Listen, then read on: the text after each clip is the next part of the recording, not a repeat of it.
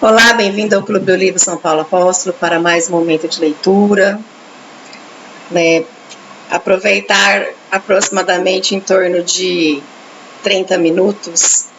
Hoje nós iremos continuar lendo o quinto e o sexto segredo de Fátima. Meu nome é Andréia, criei o Clube do Livro São Paulo Apóstolo para que nós possamos estudar juntos, ler livros. E estamos aqui já estou enrolando a língua, lendo o livro escrito pelo Taylor Marshall, Infiltrados, a trama para destruir a Igreja Católica a partir de dentro. Tá aqui a capa do livro para quem quer conhecer, né? Tá? E eu gostaria de convidar você e vamos iniciar invocando a Santíssima Trindade e rezando, como de costume, a oração à Virgem Imaculada para antes do estudo. Em nome do Pai, do Filho e do Espírito Santo. Amém.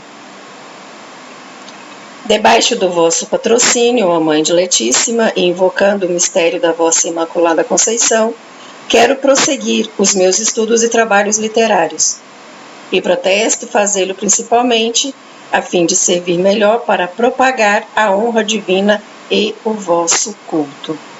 Rogo-vos, pois, Mãe amantíssima, sede da sabedoria, que favoreçais benigno os meus trabalhos, e eu de boa vontade, piedosamente, vos prometo o que é justo, todo o bem que provier dos meus estudos, hei de atribuí-lo inteiramente à vossa intercessão diante de Deus. Amém. Em nome do Pai, do Filho e do Espírito Santo.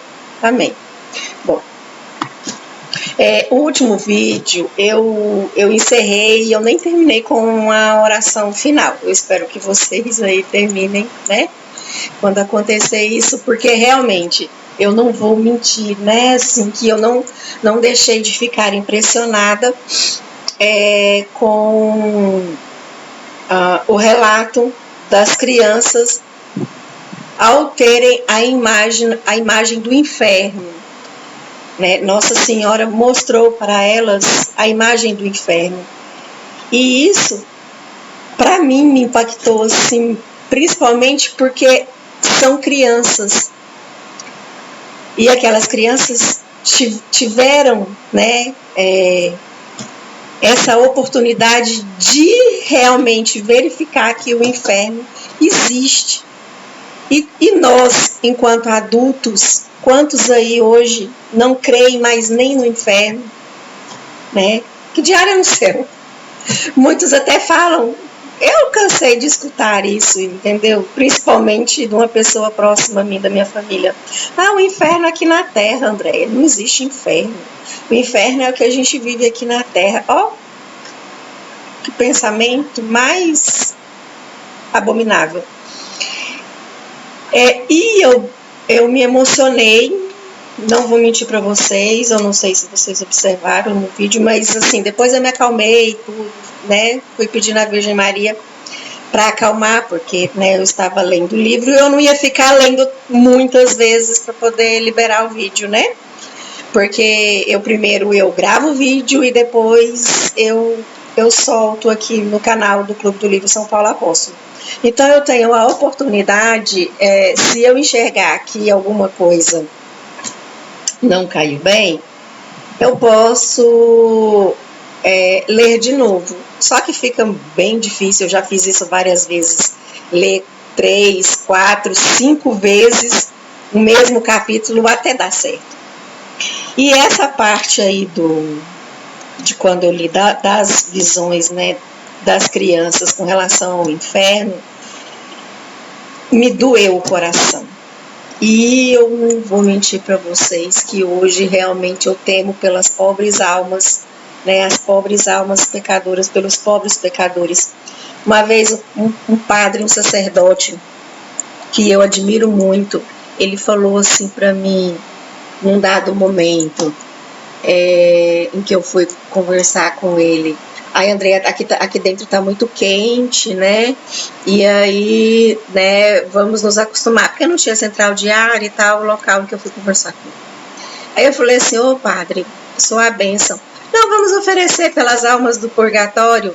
Aí ele olhou bem para mim, bem sério, olhou para mim e falou assim, Andréia, as almas do purgatório estão muito melhor do que nós.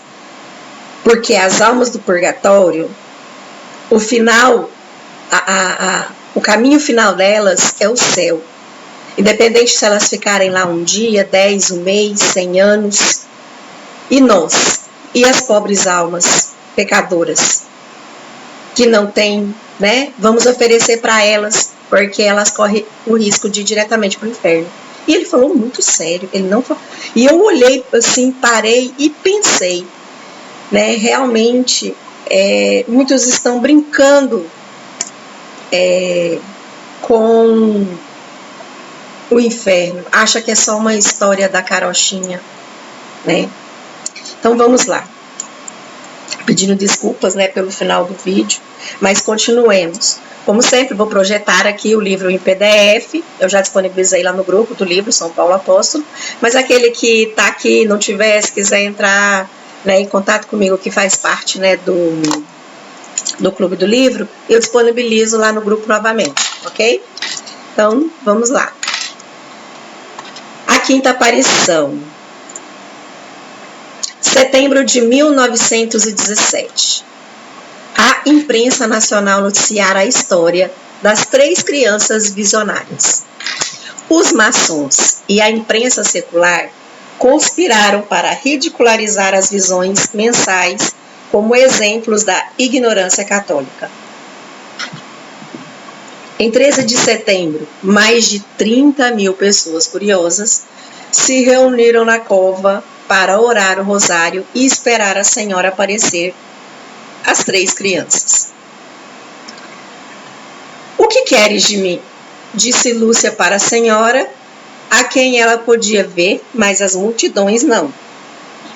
A Senhora lhe respondeu, continua o rosário, minha criança. Reza-o todos os dias para que a guerra termine. Em outubro, Nosso Senhor virá, como também Nossa Senhora das Dores e Nossa Senhora do Monte Carmelo. São José aparecerá com o menino Jesus para abençoar o mundo. Deus está satisfeito com vossos sacrifícios, mas Ele não quer que useis o cilício para dormir. Mantém Deus durante o dia. Gente, eram crianças. Lúcia tinha 9 anos. E ela já usava o cilício.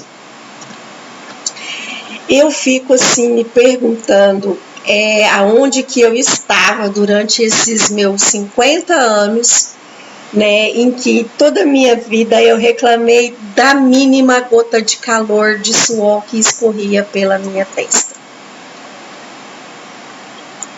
Aquelas crianças, né, se santificaram em vida, se purgaram em vida. Eu estava lendo um outro relato, né, porque eu sou apaixonada nas visões de Fátima, e realmente nas crianças que têm essas visões, né, Jacinta, eu já assisti o filme dela, é muito triste o filme de Jacinta, e de ver o tanto que realmente ela oferecia, né, em sacrifício, pela conversão das almas dos pobres pecadores. A Lúcia usava cilício, né? Mas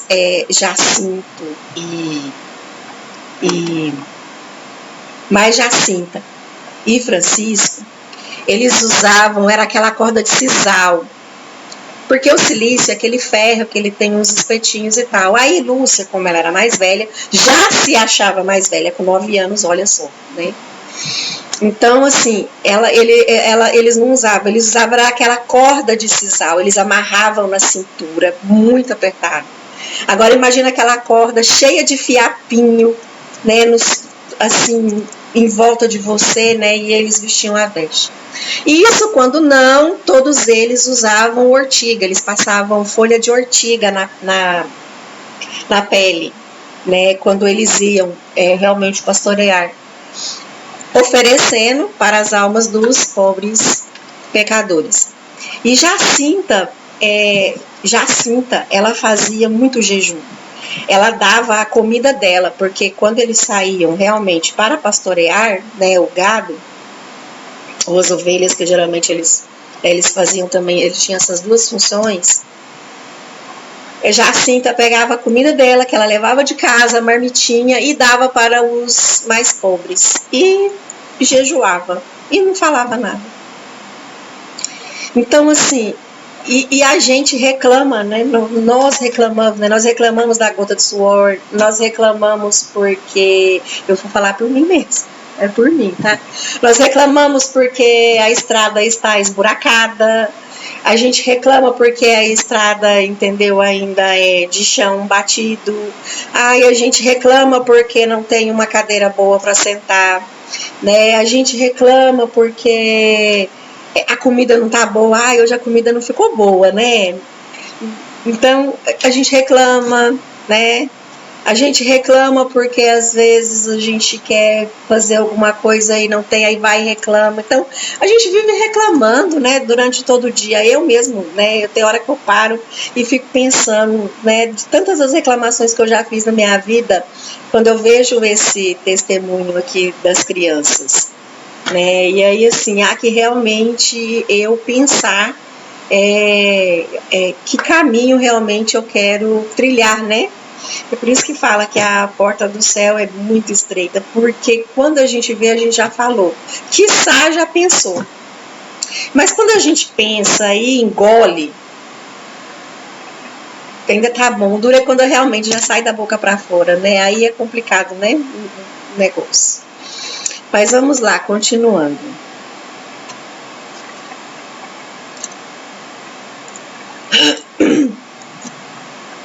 Tenho as petições de muitos por tua ajuda. Ajudarás uma pequena garota que é surda e muda. Isso Lúcia pede para Nossa Senhora, né?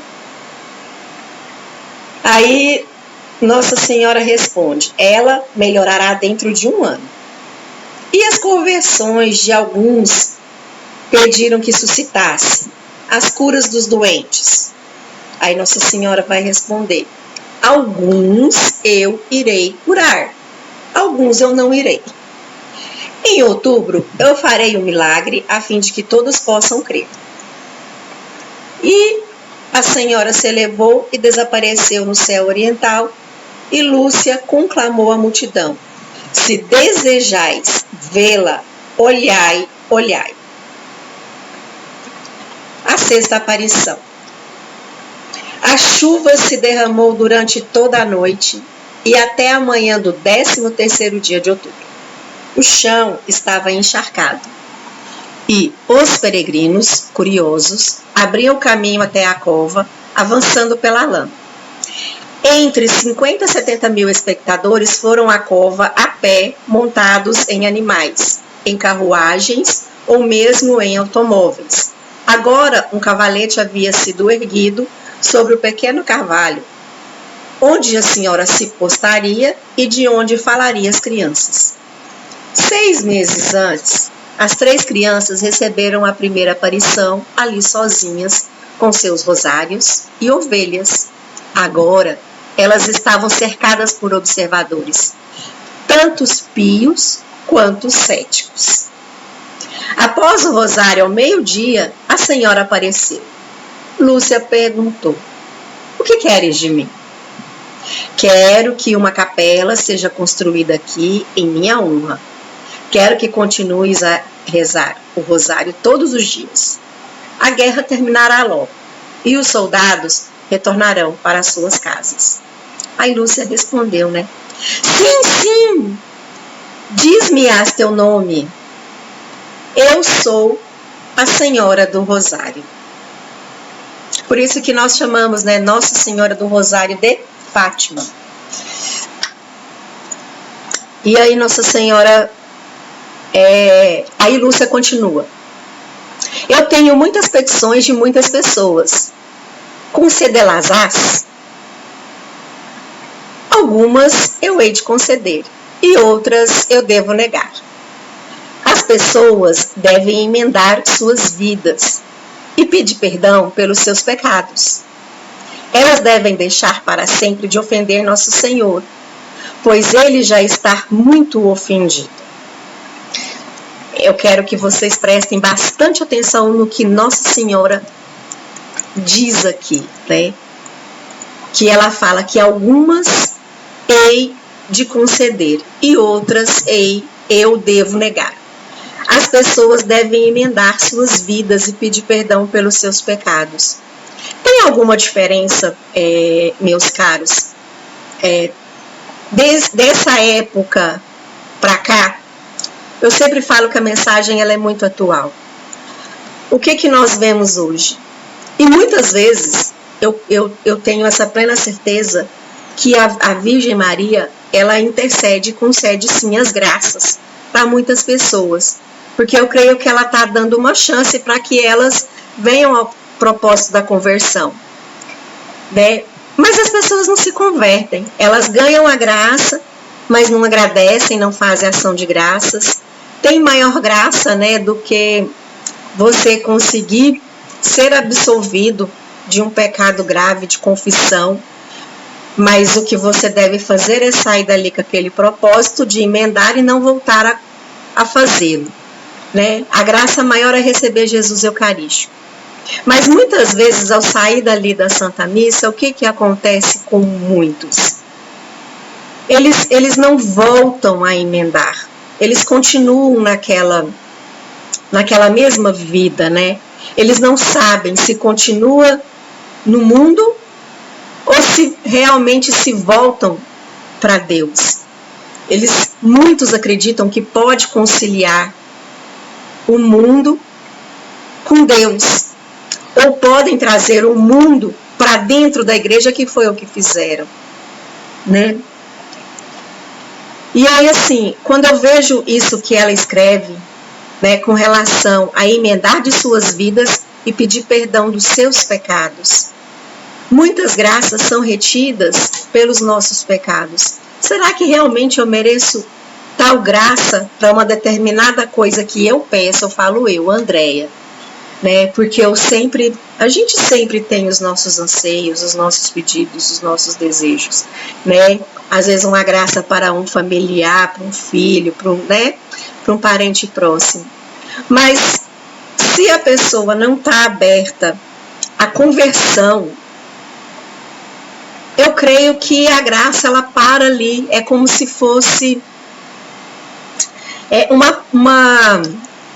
uma porta, né? Um telhado, né? Um telhado em que a graça bate ali e ela para ali. Por quê? Porque eu não me abri, né? Eu não concedi com que aquela graça me alcançasse, porque eu não vou me converter. E aí onde é que Nossa Senhora fala que muitos ali têm que se emendar de vida e pedir perdão aos pecados. Por isso que ela vai negar tais graças que eles estão pedindo. E isso não difere do dia de hoje. E elas devem deixar para sempre de ofender nosso Senhor, pois ele já está muito ofendido. E aí eu me recordo, né, das comunhões sacrílegas, que desde muito tempo, né, já vem acontecendo. Quanto sacrilégio cometido, né, com Jesus na Eucaristia, a falta de amor dele no tabernáculo, a falta, né, de respeito mesmo, de amor, porque se você pelo menos, né, se abre a esse amor para ele presente ali, né, a forma com que você vai, muitas pessoas falam assim: ai, Deus não olha pela roupa que eu visto, ele olha o meu coração. Ah, tá, ele não vai olhar a roupa que você veste, mas o que você tá por fora, você é por dentro. Deu para me entender? A forma que você se demonstra por fora é a forma com que você é por dentro. Tá certo que muitas pessoas mascaram, né, no modo de se vestir, mas isso já é uma outra coisa, né, uma coisa demoníaca, que eu já falo que já tem influência realmente da infiltração, que é o que aconteceu dentro da igreja, né? Pessoas se comportando como sacerdote e não são sacerdotes, né? Se comportando como bispo e não são, né? Então, a gente precisa realmente voltar esse olhar para esta frase aqui, o que me chama muita atenção. E aí Nossa Senhora faz realmente, né, a pergunta para ela, né? E é tudo isso que tens a pedir? Aí Lúcia responde, não há nada mais.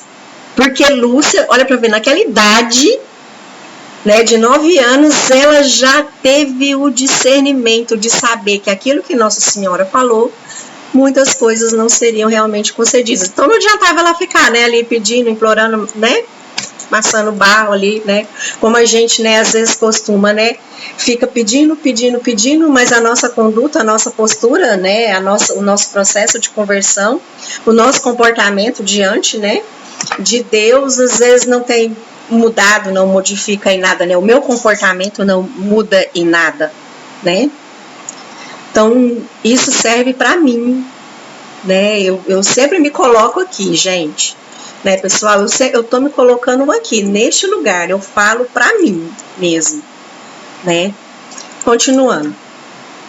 Lúcia, então, descreve como a senhora se elevou ao leste e virou as suas palmas para o céu. As nuvens escuras que bloqueavam os raios do sol se abriram e a luz irrompeu com o sol girando como um disco de prata. Olhai para o sol, foi ela que gritou, né? Entre 50 e 70 mil espectadores observaram o sol girar e dançar no céu. Ao mesmo tempo, as 3 crianças viram uma magnífica aparição no céu, que correspondeu aos mistérios gozoso, doloroso e glorioso do Rosário. Primeiro elas viram São José com o menino Jesus e Nossa Senhora vestida de branco com o manto azul, ao lado do sol.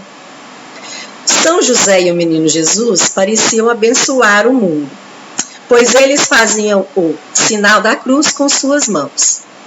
Isso é notável porque revela que São José tem um poder sacerdotal de abençoar junto com o nosso sumo sacerdote, Jesus Cristo. Essa aparição inicial desapareceu e as 3 crianças viram depois um sinal correspondente ao mistério doloroso. Lúcia disse, eu vi Nosso Senhor e Nossa Senhora. Parecia-me que era Nossa Senhora das Dores. Nosso Senhor apareceu para abençoar o mundo da mesma maneira que São José fizera. Essa aparição, então, desapareceu. Por último, Lúcia apenas viu a Senhora uma vez mais, desta vez semelhante a Nossa Senhora do Monte Carmelo. A representação de Nossa Senhora do Monte Carmelo simboliza a gloriosa realeza de Maria, pois seus devotos mostram que são seus súditos ao usar o santo escapulário.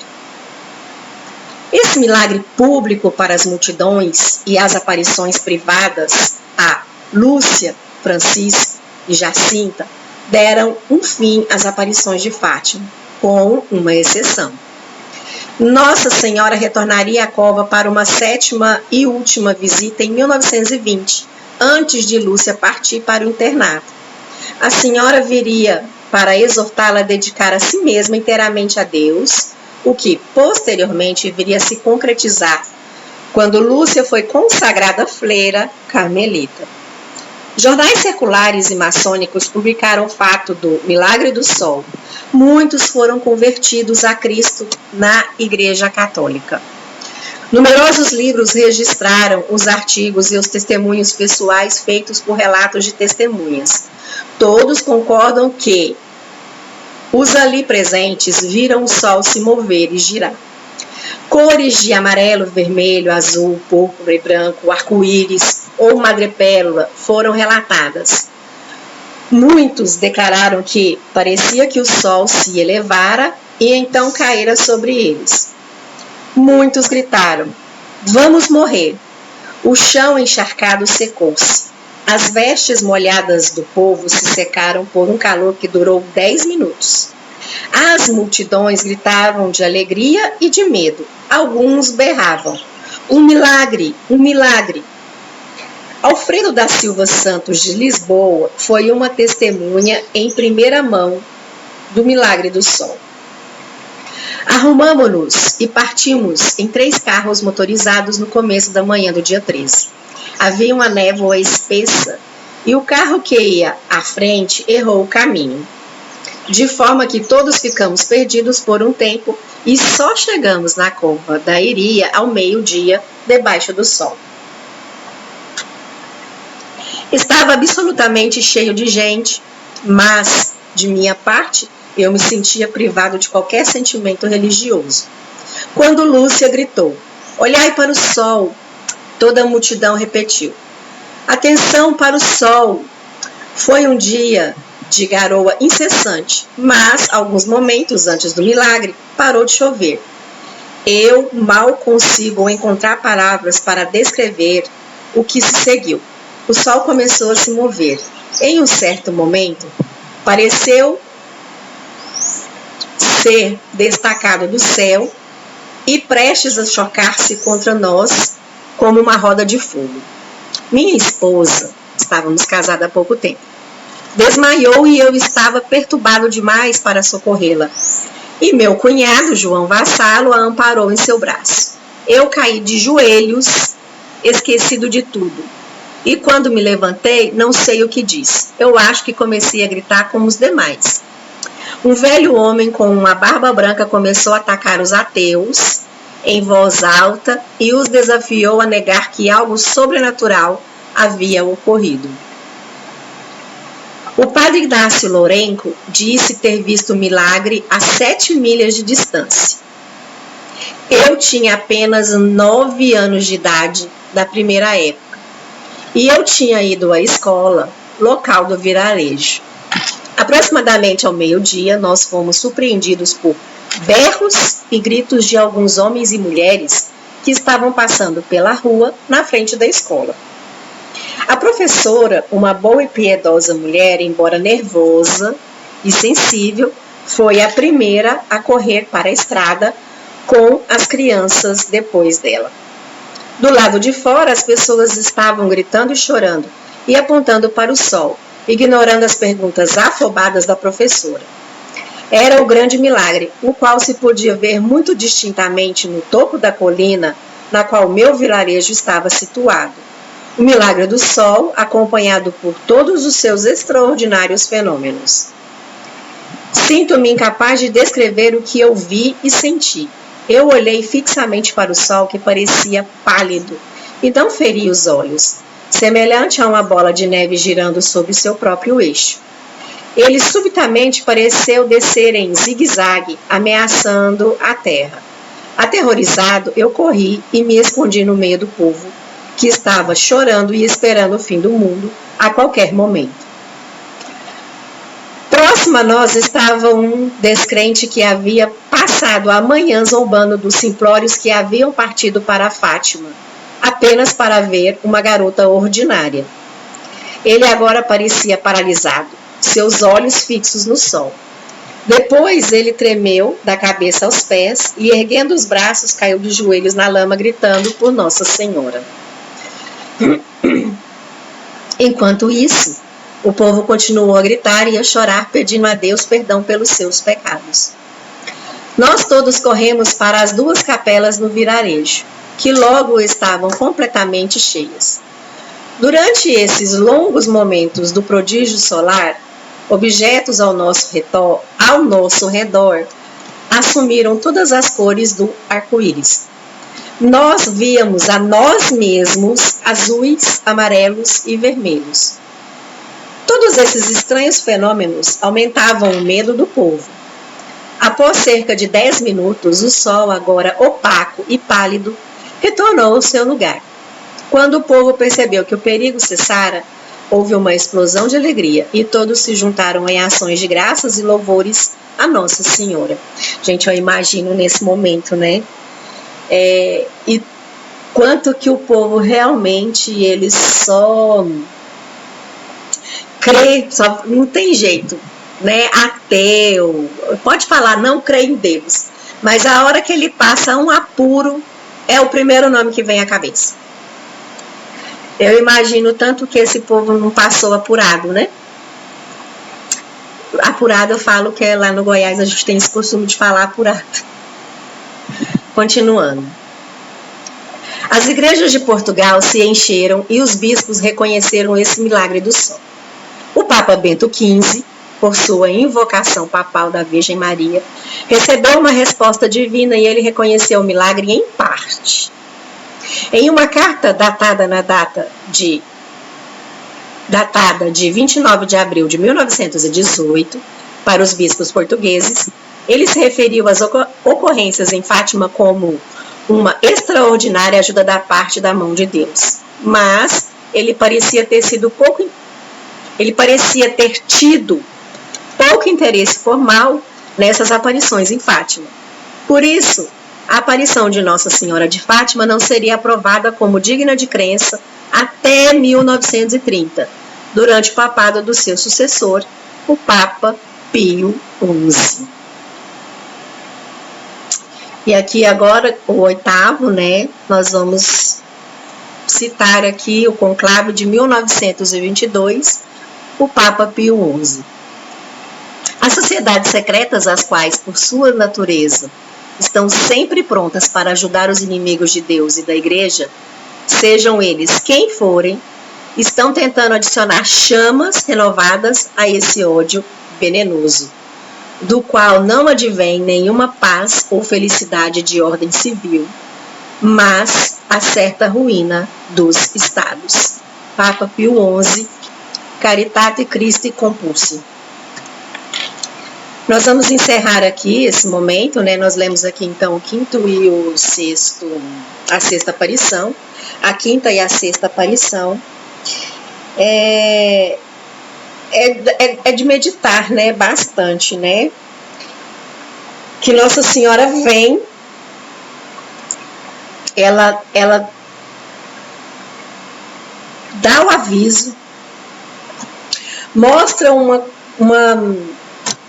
milagre assim extraordinário, que é mexer com o sol, um ser celeste, que segundo, né, a astronomia é uma estrela fixa,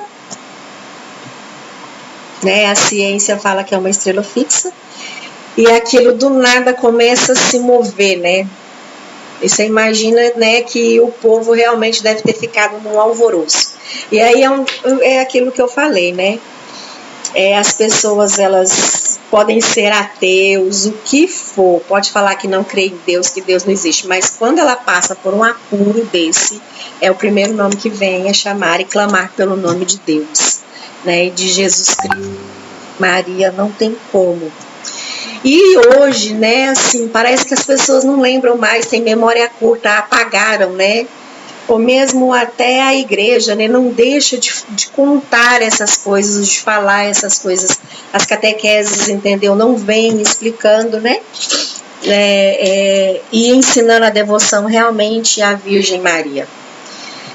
E o que eu tenho a concluir, né, que Nossa Senhora, ela fala para a Lúcia, né, que por fim o Imaculado Coração dela triunfará.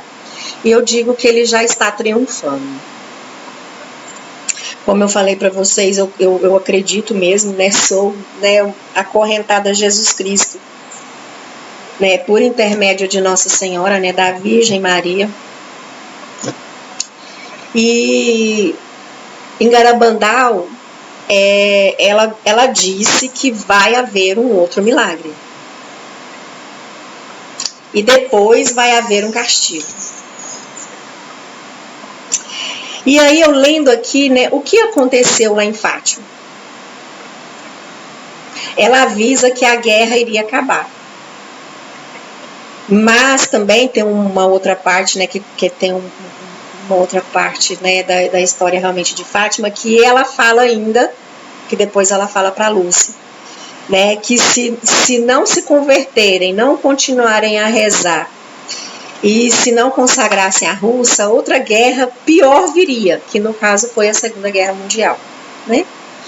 Então, assim, teve um milagre, as pessoas viram, não se converteram e veio o castigo, a Segunda Guerra Mundial, que matou milhares de pessoas, milhões de pessoas, né? E em Garabandal, ela está falando que ela deixou para as videntes, né, a Conchita, Malilore, Jacinta e Maricruz, são 4, né? Dentre elas, eu acho que só 3 estão vivas, ou 2 estão vivas, não me recordo, mas eu sei que a principal, que é a Conchita, está viva, que é a que vive nos Estados Unidos, né? E Nossa Senhora falou para ela, assim como ela fez com Lúcia, depois ela apareceu mais uma vez, né, a 7ª vez para Lúcia nas aparições de Fátima. Em Garabandal, ela aparece mais uma vez, a última vez só para Conchita. E fala para Conchita, né, que sim, né, que Conchita fala por que ela não leva ela, né, que ela não quer ficar aqui. E aí ela fala para Conchita, minha filha, né, olhe para suas mãos. É uma coisa que eu sempre fico olhando também, né, que olhe para suas mãos, o que você tem a oferecer para o meu filho Jesus? Você está com as mãos vazias, ou seja, ela ainda não fez um trabalho, né, que eu olho pela parábola dos talentos, né, que Jesus Cristo ele coloca. Né? Aquele que enterrou um talento, que ele chama ele de servo mau e infiel. Pegai o talento e dai para aquele que tem 10 e esse jogar, entendeu, para fora, onde de lá ele não sairá mais. Né? E é o inferno. Então eu fico pensando também, né, na nossa vida, né, no que a gente está fazendo. E ela fala, e Nossa Senhora fala, né, para Conchita, né, que vai haver um milagre, vai haver um grande castigo. E esse milagre, né, todo o planeta vai ver, né, que é para converter. Aquele que não se converter, haverá um grande castigo. E aí eu olho para Fátima, com o que Nossa Senhora fez em Fátima. E é de cortar o coração, gente. Porque eu vejo muito pequena na minha conversão ainda. Desculpa pelo choro, vai desse jeito mesmo lá pra internet. Mas a gente precisa, né, fazer esse trabalho de sementinha e pedir para as pessoas. Eu não falo que é nem trabalho dentro da igreja de pastoral, não. Por favor. Eu já fiz pastoral, eu acho que assim, deu para mim, né? Eu falo que é esse trabalho de sementinha, de chamar as pessoas a voltar-se para a Virgem Maria. Porque ela foi deixada para o caminho agora da nossa salvação. A gente precisa se agarrar a ela através da consagração e pedir a ela para que ela nos dê esse amor, entendeu, enorme a Jesus Cristo na Eucaristia, e que a gente possa realmente honrar ele ali no tabernáculo, amar ele como ela o amou, né, e se fazer de sacrifício, né, por ela, de tanto que ela, né, está se sacrificando ainda por autorização dele, né? Porque eu creio que se fosse, né, por Deus, nossa, a humanidade já tinha se esvaído. Mas eu creio que é por ela. É por ela, sim. E vamos continuar rezando pelos pobres pecadores e vamos continuar rezando pela Igreja Católica, que ela que é o que dá o caminho, né, para a salvação. É só através da Igreja Católica. E que está com os pilares abalados, em ruínas. E vai cair. Mas a gente tem que ter fé, que as portas do inferno não vai prevalecer. E é essa fé que devemos nos manter sólidos, alicerçados, e pedir à Virgem Maria para que ela aumente a nossa fé, que nos dê a fé que ela tem, o amor que ela tem, a devoção que ela tem, para a gente continuar a caminhar nesse mundo de trevas, que eu enxergo que está em trevas. Rezemos. Em nome do Pai, do Filho e do Espírito Santo. Amém. Ave Maria, gracia plena Dominus tecum, benedicta tui mulieribus et benedictus fructus ventris tui, Iesus. Santa Maria, Mater Dei, ora pro nobis peccatoribus, nunc et nora mortis nostrae. Amém. Rezemos ao nosso anjo da guarda. Angeli Dei, quecus dices me, me tibi commisso pietate superna, illumina custodi redi guberna. Amém. Em nome do Padre, do Filho e do Espírito Santo. Amém. Vejo vocês no nosso próximo encontro. Ah, e eu quero ver se a gente consegue ler esse livro todinho agora no mês de outubro. Tá bom? Até lá!